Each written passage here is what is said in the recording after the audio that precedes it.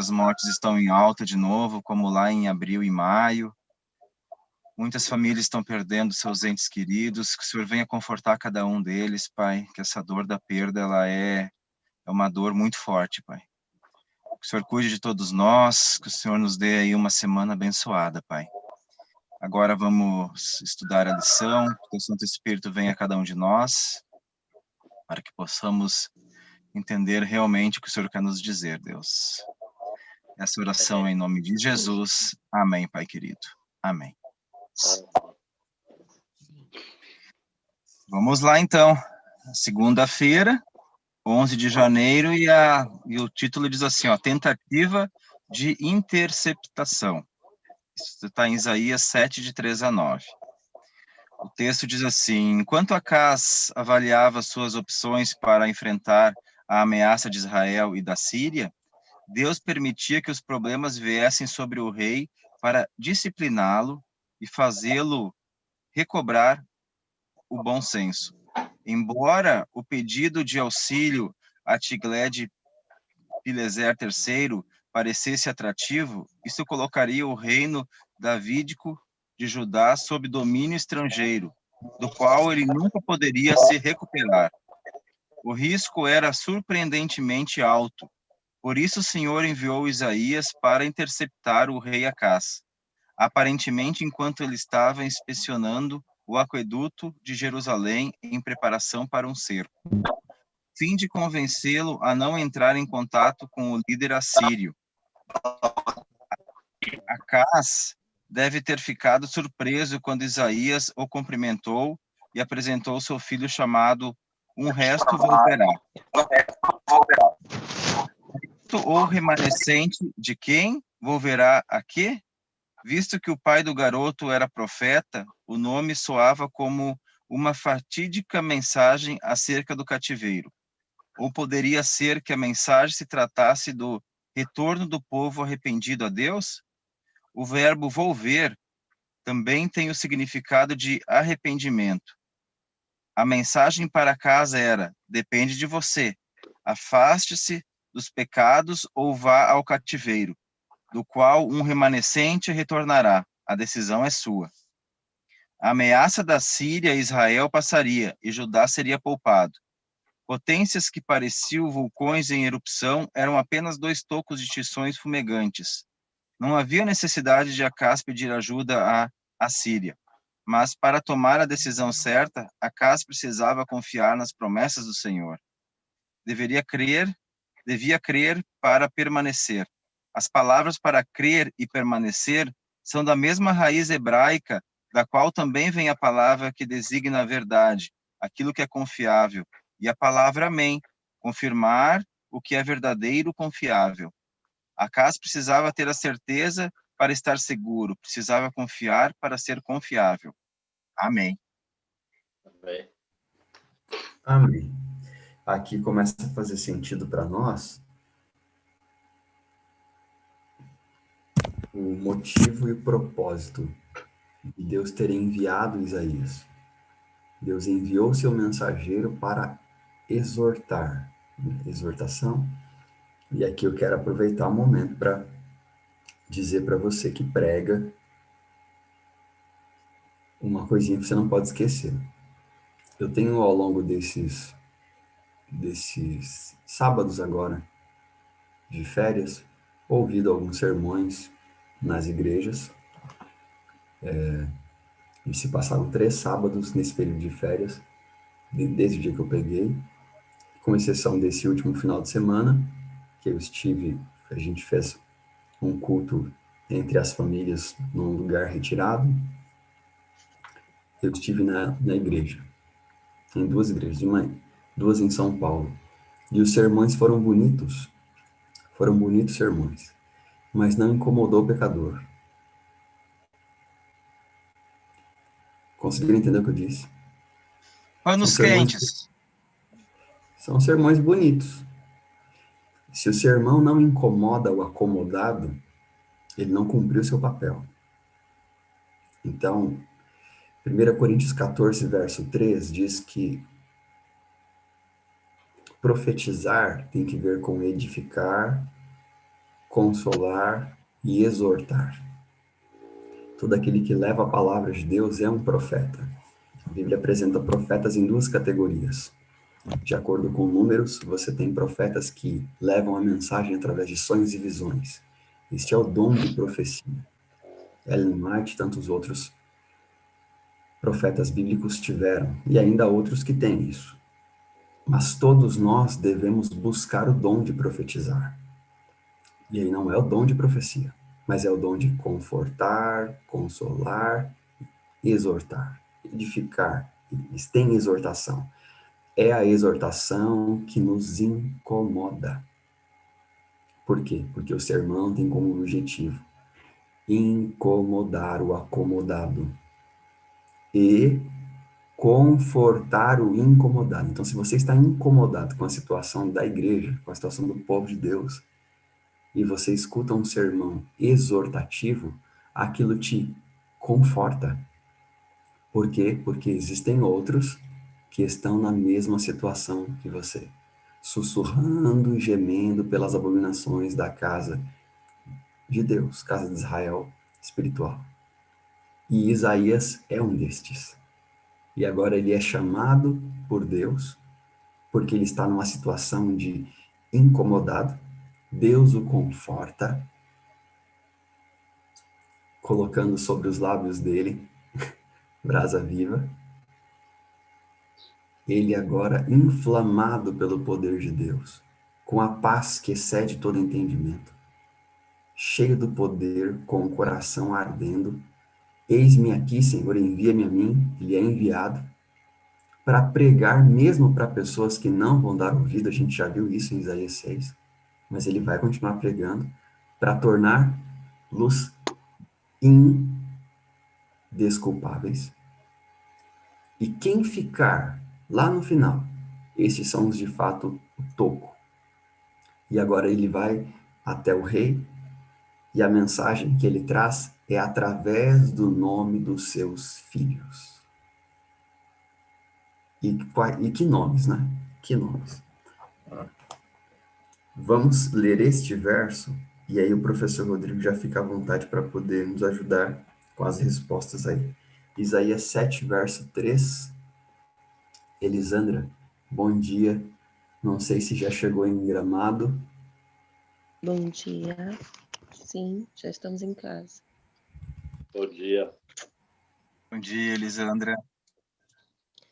Qual é o verso que é para ler mesmo? Verso 3. Isaías 7, verso 3. E clamavam uns para os outros, dizendo... 7, perdão. Extraviado. Obrigado, Luiz. Disse o Senhor a Isaías: agora sai tu com teu filho, que se chama Um Resto Volverá, ao encontro de Acás, que está na outra extremidade do aqueduto, do açude superior, junto ao caminho do campo do lavadeiro. Amém. Amém. Se você, professor, me veio um insight aqui. Pois não? Então, deixa eu pintar de vermelho para você ver.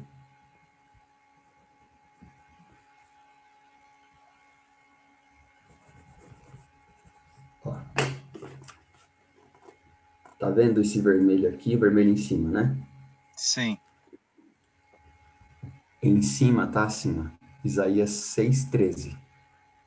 Assim, a santa semente é o seu toco.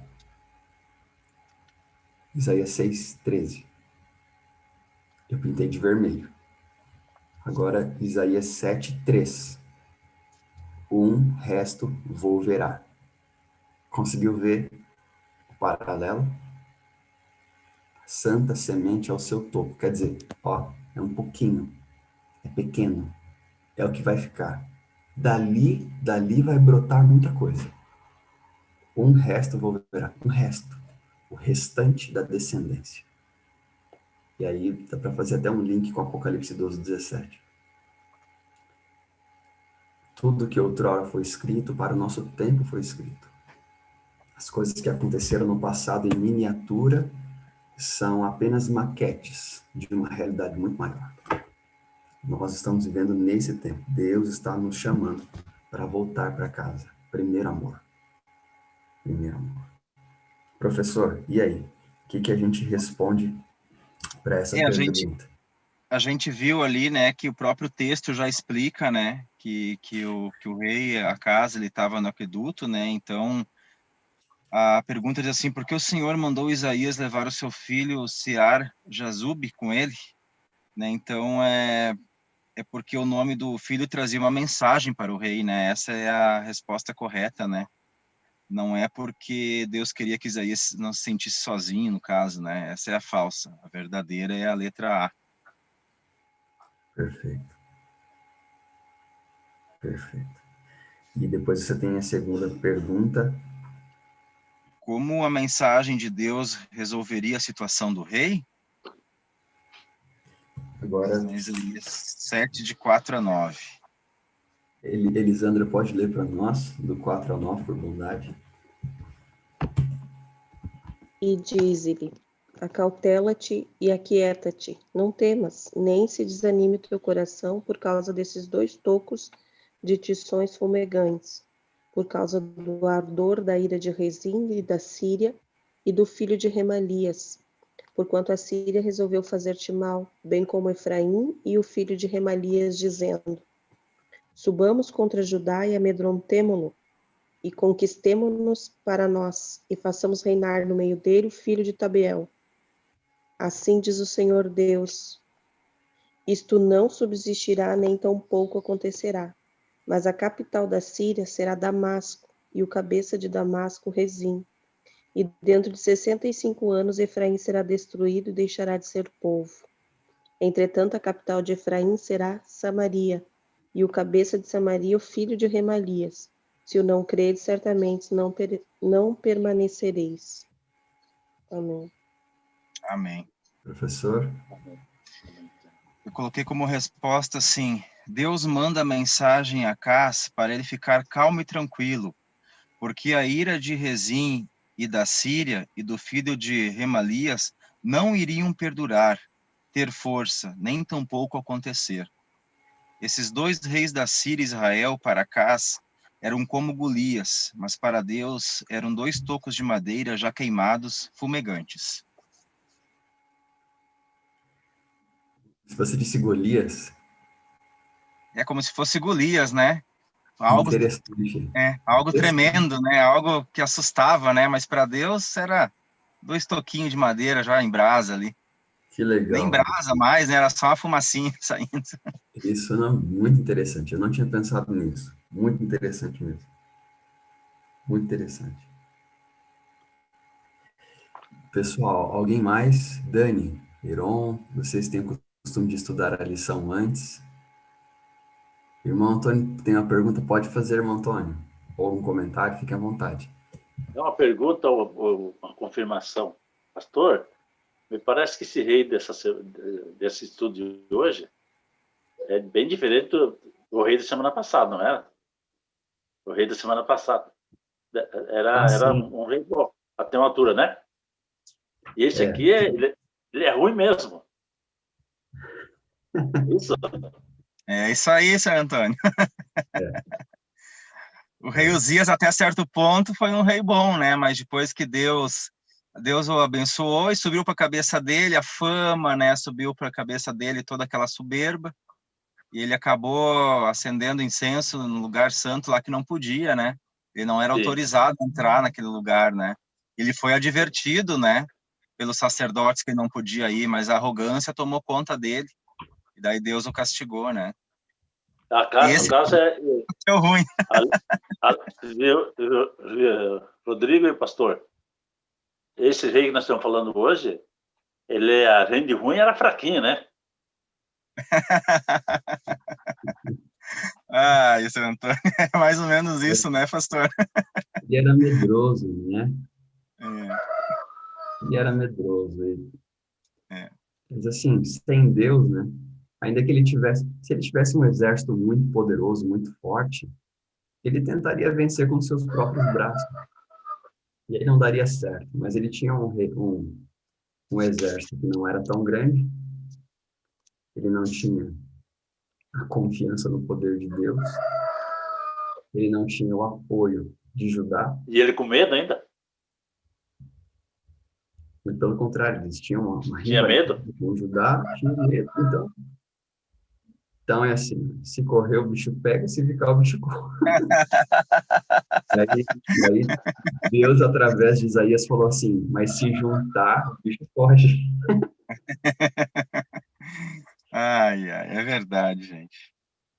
Então, você tem exatamente isso, irmão Antônio. Você tem Acaz como alguém que não fez jus ao reinado dos seus antepassados, né? Nós temos antes dele Jotão, que foi seu pai,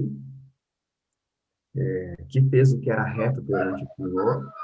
Nós temos depois o seu avô, que era Uzias, que em boa parte fez o que era reto perante o Senhor, mas e depois você vai ter Ezequias, que é um bom rei em partes, e aí você vai ter Jotão, Acaz, Ezequias. Eles têm Manassés depois, que é tão ruim quanto Acaz. Essa parte eu acho que dá para vocês memorizarem. Eu vou falar que você repete onde você está, tá? Uzias, Jotão, Acaz, Ezequias. Uzias, Jotão, Acaz, Ezequias.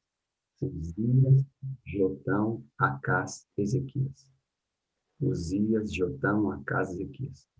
Para você lembrar a sequência. Uzias, Jotão, Acaz, Ezequias. Por exemplo, Manassés, Amon, Josias. Mas aí, deixa para outro dia.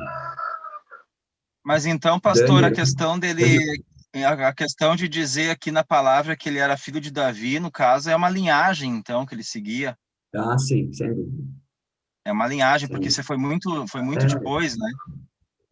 isso, inclusive no ano bíblico, ontem no ano bíblico, eu notei, deixa eu ver se eu acho aqui,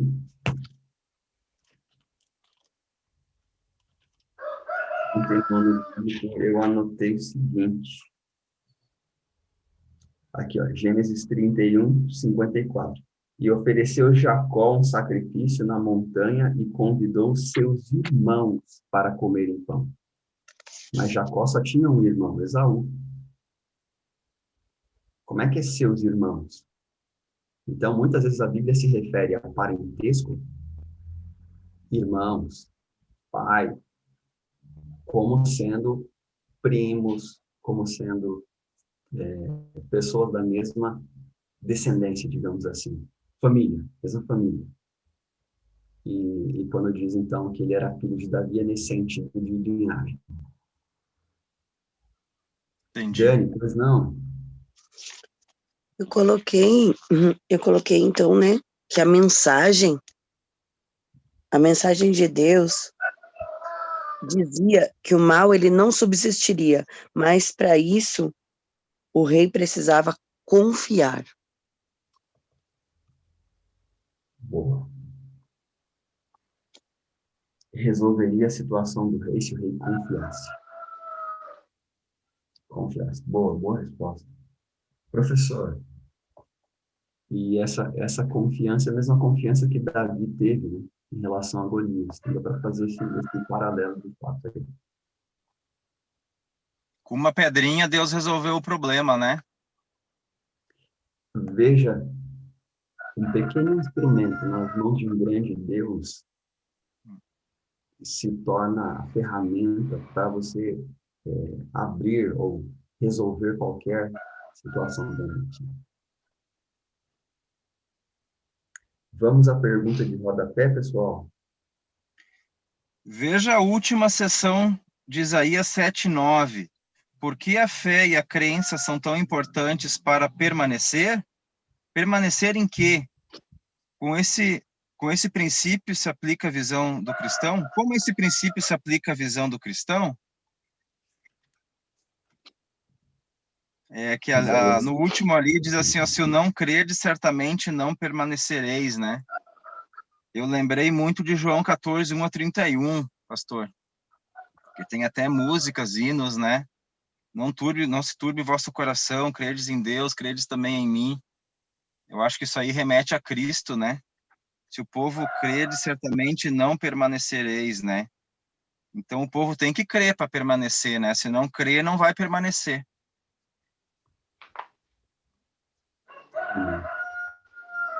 Ótimo, ótimo comentário. E essa confiança é uma confiança integral. Buscar de todo o coração. Não é parcial. E eu lembrei aqui de 2 Crônicas 20:20.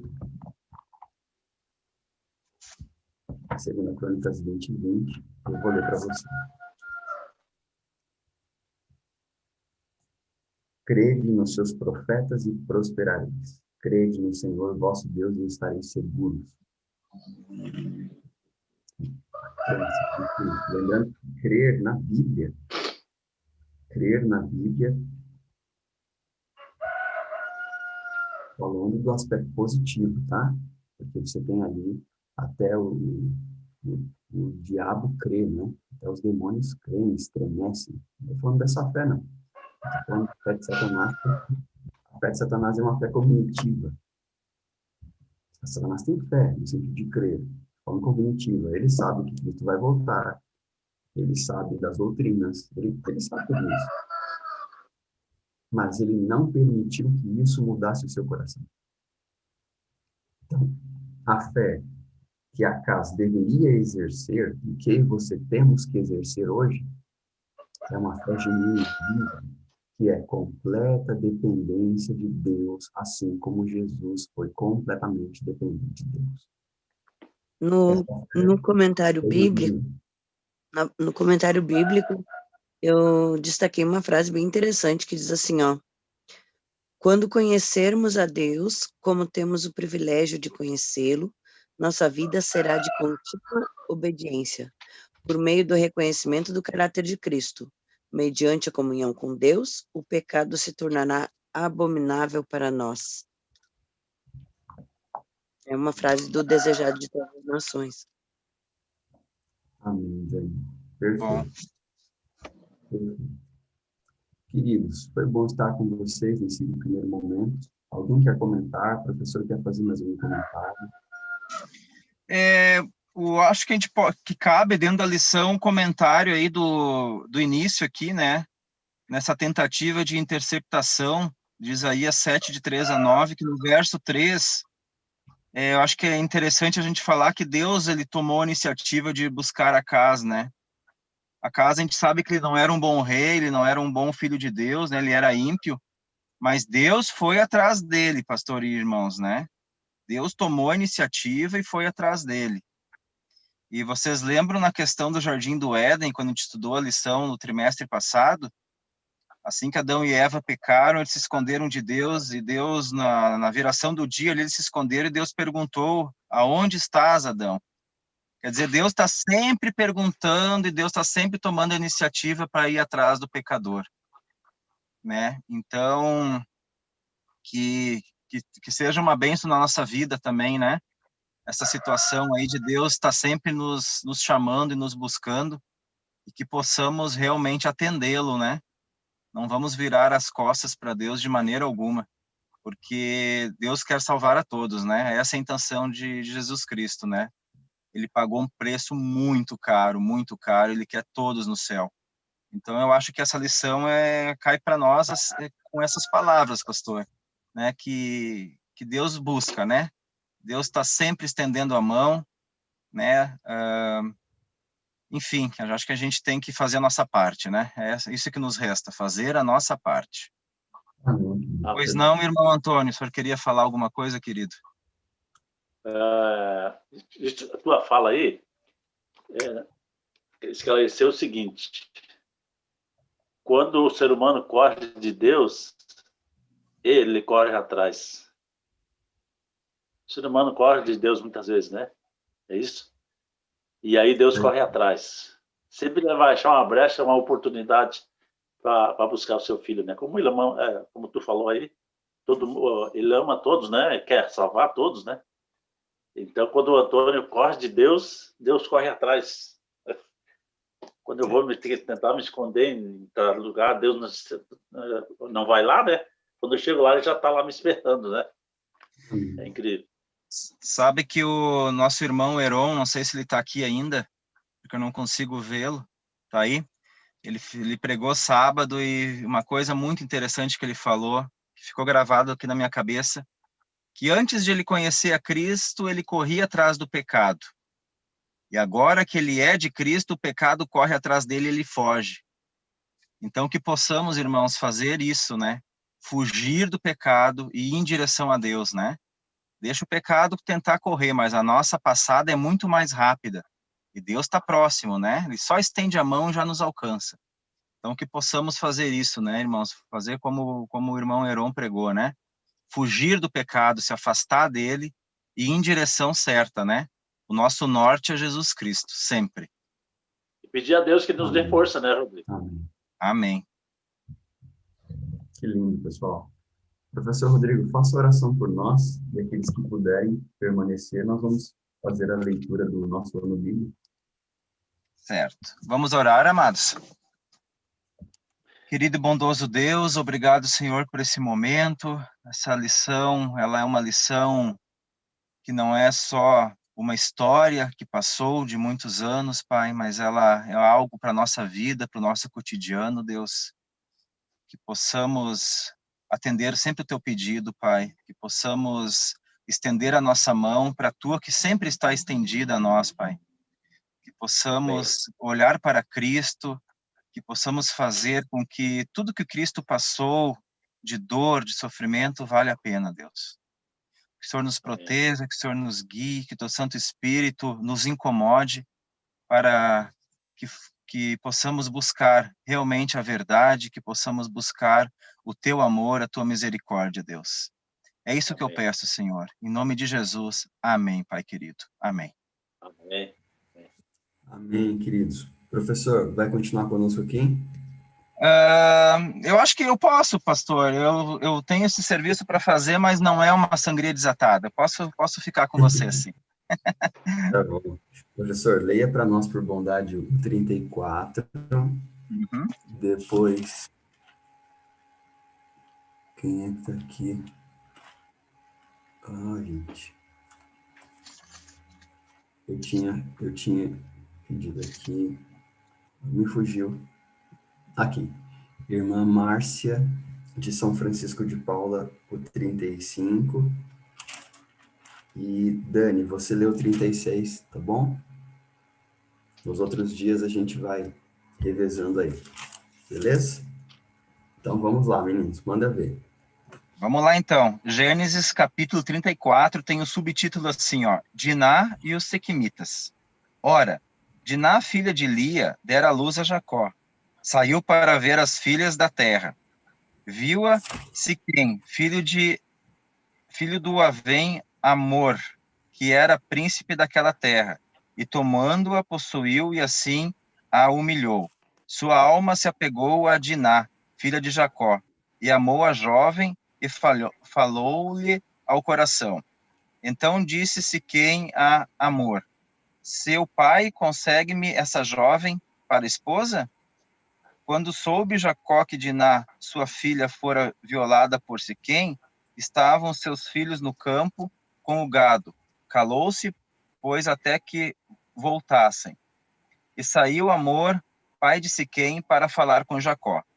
Vindo os filhos de Jacó do campo e ouvindo o que acontecera, indignaram-se e muitos se iraram, pois Siquém praticara um desatino em Israel, violentando a filha de Jacó, o que não se deveria fazer. Disse-lhes Amor: a alma de seu filho Siquém está enamorada fortemente da vossa filha. Peço-vos que lhes deis por esposa. Aparentai-vos conosco, dai-nos as vossas filhas e tomai as nossas. Habitarei conosco, a terra estará ao vosso dispor. Habitai e negociai nela, e nela tende possessões. E o próprio Siquém disse ao pai e aos irmãos de Diná: ache eu mercê diante de vós, e vós darei o que determinardes. Majorai de muito o dote de casamento e as dádivas, e darei o que me pedirdes. Dai-me, porém, a jovem por esposa.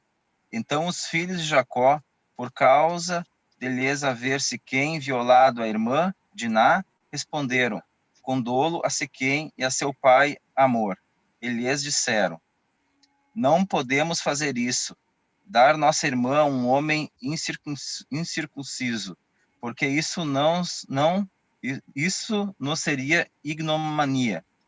Sob uma única condição, permitiríamos que vós torneis como nós, circuncidando-se todo macho entre vós.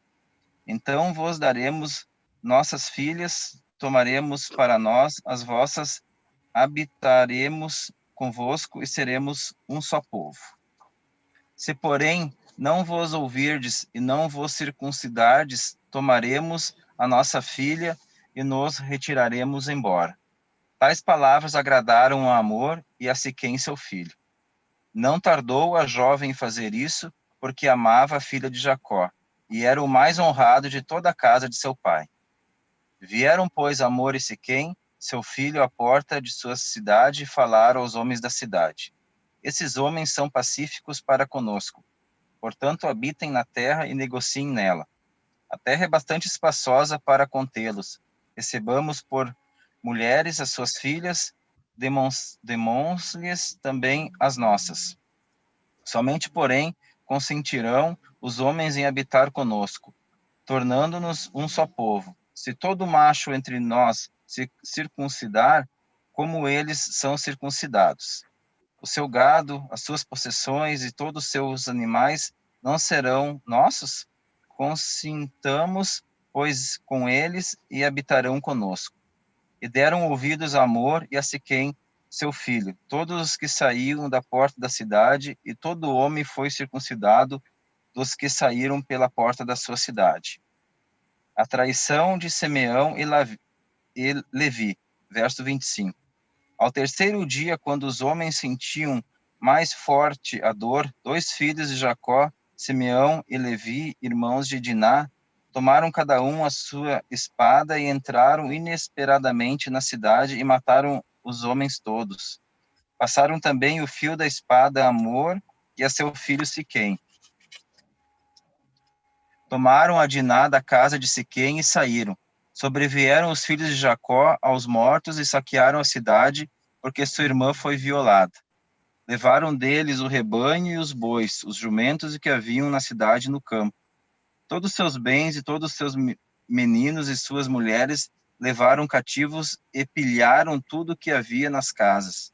Então disse Jacó a Simeão e a Levi: vós me afligistes e me fizestes odioso entre os moradores dessa terra, entre os cananeus e os fariseus.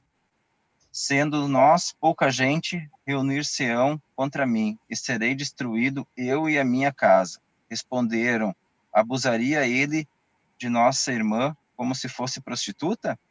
Amém. Amém. Amém. Bom dia. Só um instantinho, Márcia. Pessoal, quando alguém perguntar para vocês sobre sexo antes do casamento, lembre-se, Gênesis 34. Tá? Esse texto deixou claro que é errado. E a expressão é violada, violentada. Às vezes a gente escuta esses questionamentos. Qual é o versículo, pastor? Não. Qual é o versículo? Olha, é o capítulo inteiro. Você tem aí... Gênesis 34, que eu Gênesis li. 34 inteiro, versos 5, versos 7... Obrigado. Obrigado, pastor. E o verso 31, né? Olha como é que eles consideram a fornicação, como a prostituição. Está aí no texto. Então, só para a gente pegar aqui um pouco do colorido da Bíblia. Irmã Márcia, pode seguir, por favor. Bom dia. Capítulo 35. Jacó erige um altar em Betel. Disse Deus a Jacó: levanta-te, sobe a Betel e habita ali. Faze ali um altar ao Deus que te apareceu quando fugias da presença de Esaú, teu irmão. Então disse Jacó à sua família e a todos os que com ele estavam: Lançai fora os deuses estranhos que há no vosso meio, purificai-vos e mudai as vossas vestes. Levantemo-nos e subamos a Betel. Farei ali um altar ao Deus que me respondeu no dia da minha angústia e me acompanhou no caminho por onde andei. Então deram a Jacó todos os deuses estrangeiros que tinham em mãos e as argolas que lhes pendiam das orelhas. E Jacó os escondeu debaixo do carvalho que está junto a Siquém. E tendo eles partido, o terror de Deus invadiu as cidades que lhes eram circunvizinhas, e não perseguiram aos filhos de Jacó. Assim chegou Jacó à luz, chamada Betel, que está na terra de Canaã, ele e todo o povo que com ele estava. E edificou ali um altar e ao lugar chamou El Betel, porque ali Deus se lhe revelou quando fugia da presença de seu irmão. Morreu Débora, a ama de Rebeca, e foi sepultada ao pé de Betel, debaixo do carvalho que se chama Alon-Bacute. Vindo Jacó de Padã-Arã, outra vez lhe apareceu Deus e o abençoou. Disse-lhe Deus: o teu nome é Jacó. Já não te chamarás Jacó, porém Israel será o teu nome. E lhe chamou Israel. Disse-lhe mais: eu sou o Deus Todo-Poderoso. Sê fecundo e multiplica-te. Uma nação e multidão de nações sairão de ti, e reis procederão de ti. A terra que dei a Abraão e a Isaque, dar-te-ei a ti, e depois de ti a tua descendência. E Deus se retirou dele, elevando-se do lugar onde lhe falara. Então Jacó erigiu uma coluna de pedra no lugar onde Deus falara com ele, e derramou sobre ela uma libação e lhe deitou óleo. Ao lugar onde Deus lhe falara, Jacó lhe chamou Betel. O nascimento de Benjamim e a morte de Raquel. Verso 16. Partiram de Betel e, havendo ainda pequena distância para chegar a Efrata, deu à luz Raquel um filho, cujo nascimento lhe foi a ela penoso. Em meio às dores do parto, disse-lhe a parteira: não temas, pois ainda terás este filho. Ao sair-lhe a alma, porque morreu, deu-lhe o nome de Benoni, mas seu pai lhe chamou Benjamim. Assim morreu Raquel e foi sepultada no caminho de Efrata, que é Belém. Sobre a sepultura de Raquel levantou Jacó uma coluna que existe até ao dia de hoje. Então partiu Israel e armou a sua tenda além da torre de Éder. E aconteceu que, habitando Israel naquela terra, foi Ruben e se deitou com Bila, concubina de seu pai. E Israel o soube. Eram 12 os filhos de Israel. Descendentes de Jacó, verso 23. Ruben, o primogênito de Jacó, Simeão, Levi, Judá e Issacar, Zebulon, filhos de Lia, José e Benjamim, filhos de Raquel, Dan e Naphtali, filhos de Bila, serva de Raquel, e Gad e Aser, filhos de Zilpa, serva de Lia. São esses os filhos de Jacó, que lhe nasceram em Padã-Arã. Veio Jacó a Isaque, seu pai, a Manre, a Quiriate-Arba, que é Hebron, onde peregrinaram Abraão e Isaque. Foram os dias de Isaque 180 anos. Velho e farto de dias expirou Isaque e morreu, sendo recolhido ao seu povo. E Esaú e Jacó, seus filhos, o sepultaram. Amém. Amém.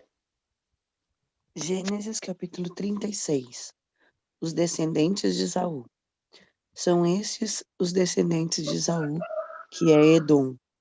Esaú tomou por mulheres dentre as filhas de Canaã: Ada, filha de Elon, Eteu, Olibama, filha de Aná, filho de Zibeão, Eveu, e Bazemate, filha de Ismael, irmã de Nabaiote.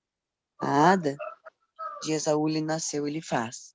A Basemate lhe nasceu Reuel.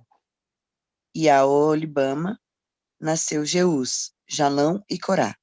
São esses os filhos de Esaú que lhe nasceram na terra de Canaã.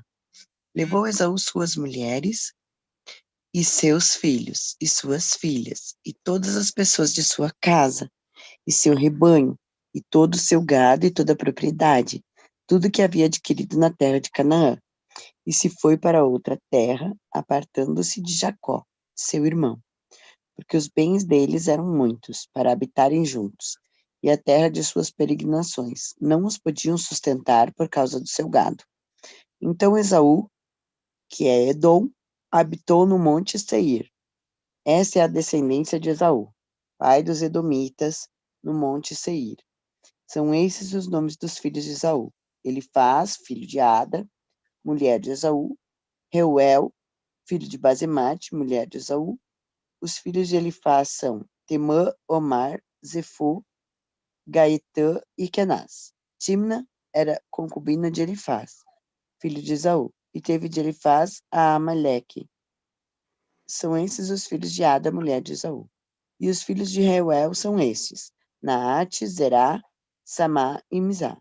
Esses foram os filhos de Basemate, mulher de Esaú. E são esses os filhos de Olibama, filha de Aná, filho de Zibeão, mulher de Esaú, e deu a Esaú Jeus, Jalão e Corá. São esses os príncipes dos filhos de Esaú: os filhos de Elifaz, o primogênito de Esaú, o príncipe Temã, o príncipe Omar, o príncipe Zefô, o príncipe Kenaz, o príncipe Corá, o príncipe Gaetã e o príncipe Amaleque. São esses os príncipes que nasceram a Elifaz na terra de Edom. São os filhos de Ada.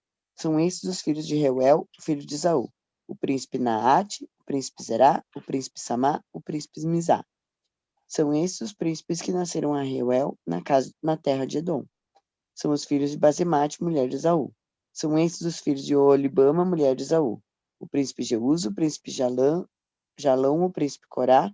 São esses os príncipes que procederam de Olibama, filha de Aná, mulher de Esaú. São esses os filhos de Esaú e esses seus príncipes. Ele é Edom. Descendentes de Seir. São esses os filhos de Seir: o Oreu, morador da terra; Lotã, Sobal, Zibeão e Aná; Dizon, Ezer e Dizã. São esses os príncipes dos Oreus, filhos de Seir, na terra de Edom. Os filhos de Lotã são Ori e Omã. A irmã de Lotã é Timna. São esses os filhos de Sobal: Alvã, Anaate, Ebal, Sefô e Onã. São esses os filhos de Zibeão: Aiá e Aná. Este é o Aná que achou as fontes termais no deserto, quando apacentava os jumentos de Zibeão, seu pai. São esses os filhos de Aná: Dizon e Olibama, a filha de Aná. São esses os filhos de Dizon: Endã, Esbã, Itrã e Querã. São esses os filhos de Ezer: Bilã, Zaavã e Acã. São esses os filhos de Dizã: Uz e Arã. São esses os príncipes dos Oreus: o príncipe Lotã, o príncipe Sobal, o príncipe Zibeão, o príncipe Aná e o príncipe Dizon. O príncipe Ezer, o príncipe Dizã. São esses os príncipes dos Oreus, segundo os seus principados na terra de Seir. Reis e príncipes de Edom. São esses os reis que reinaram na terra de Edom, antes que houvesse rei sobre os filhos de Israel. Em Edom reinou Belá, filho de Beor, e o nome da cidade era Dinabá. Morreu Belá, e em seu lugar reinou Jobabe, filho de Zerá, de Bosra. Morreu Jobabe, e em seu lugar reinou Uzão, da terra dos Temanitas. Morreu Uzão, e em seu lugar reinou Haddad, filho de Bedade, o que feriu a Midian no campo de Moabe. O nome da sua cidade era Avite. Morreu Haddad, em seu lugar reinou Samlá, de Masreca. Morreu Samlá, e em seu lugar reinou Saul, de Reobote, junto ao Eufrates. Morreu Saul, e em seu lugar reinou Baal-Anã, filho de Acbor. Morreu Baal-Anã, filho de Acbor, e em seu lugar reinou Adar. O nome de sua cidade era Paú, e o de sua mulher era Meetabel, filha de Matred, filha de Mesaabe. São esses os nomes dos príncipes de Saul, segundo as suas famílias, os seus lugares e os seus nomes: o príncipe Timna, o príncipe Alva, o príncipe Gitete, o príncipe Olibama, o príncipe Elá, o príncipe Pinom, o príncipe Kenaz, o príncipe Temã, o príncipe Mibzar, o príncipe Magdiel e o príncipe Irã. São esses os príncipes de Edom, segundo as suas habitações na terra da sua possessão. Este é Esaú, pai de Edom. Amém. Amém. Amém. O objetivo aqui da genealogia, até onde eu analisei, não tem que ver com o plano da salvação por trás dos nomes. Isso acontece em Gênesis 4, Gênesis 5, em outros lugares. Mas aqui o objetivo, de fato, é mostrar a descendência e apresentar aí a linha genealógica do filho Esaú, que era filho de Isaac. Tá bom? Deus abençoe cada um de vocês. Eu vou seguir aqui com a mudança, vocês olhem para que dê tudo certo. E é isso aí, amanhã a gente se vê. Um grande abraço. Irmão Antônio, faz oração por nós, querido, por bondade. Vamos orar então.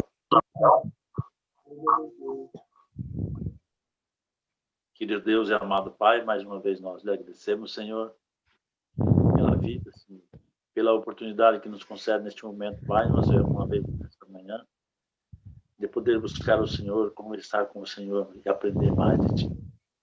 Abençoe, Senhor, cada família, cada filha, filho seu representado aqui nessa manhã, nesta leitura que fizemos da sua palavra, Pai.